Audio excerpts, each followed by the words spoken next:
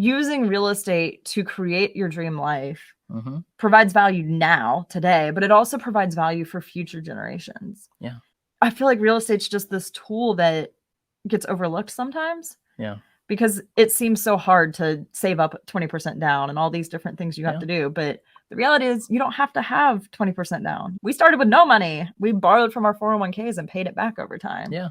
But we took grit and hard work and have created this beautiful legacy. And it might seem unattainable to build a rental portfolio, but there are ways to do it.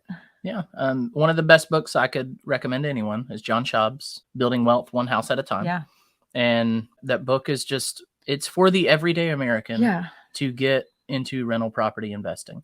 Right. And you just, one house a year. One house a year for 10 years. And at the end of 10 years, you are not in the same place you are today. Right. Absolutely. Buying one house a year for 10 years will most likely help someone retire. Yeah, absolutely.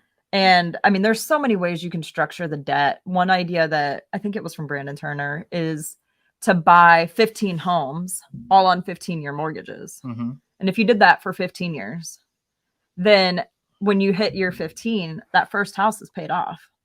And then you can do a refinance and on do another 15-year note and pull out 200, 300 grand, whatever. And then at year 15, well, year 16, really. Let me keep going on this. Yeah. So you pull out $200,000, that's tax-free, and you can live off of that. Right. So even if they break even, those 15 houses don't cash flow. For 15 years. It doesn't matter because at year 15, you're able to pull out all the equity. A huge chunk of money. I think most of us could live on 200 grand tax-free.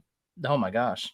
Or 100 grand, whatever the value of the house is. Yeah. But you pull that equity out, and then the next year you refinance house number 2 and live off of that money, and you just keep rolling it. And what you're not even capturing is that over those 15 years, those houses' rents are going to increase. Right. So they will. They'll go up and down. So they'll begin cash flowing. Right.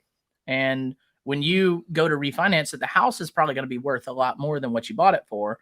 And so only take out what you need for the year, and you'll still have cash flow. Right. I think that is like one strategy that they like their job. Right. They like what they're doing. They don't really want to leave it, but they also want to guarantee some type of relief down the road. That is the strategy. You can put it on a 30-year loan and structure it to say pay off in 10 years. So you just make extra payments. Yeah. So you could have 10 houses and do the same strategy. Yeah. And just do them on 10-year loans. Yeah. Well, it's on a 30-year note, but pay off in 10. Yeah. You just got to calculate that for yourself. Yeah, definitely. And make those extra And if that's payments. something you want help with, you can definitely DM us. It's such a unique approach that you don't have to find home run deals. No. You just have to find something that breaks even at least. Yeah. And then you get the tax benefits, and there's so many layers to it. Yeah. And let it just be a slow burn. Right. It doesn't have, you don't have to do it ham like Eric and I did and buy them like crazy. We were on that glide path of this has to happen quickly. That was our goal. That was our dream life. Yeah. But it doesn't have to be that. It can be just slow and methodical and one at a time. And you can live in a house and move. Yeah. There's so many ways you can do it.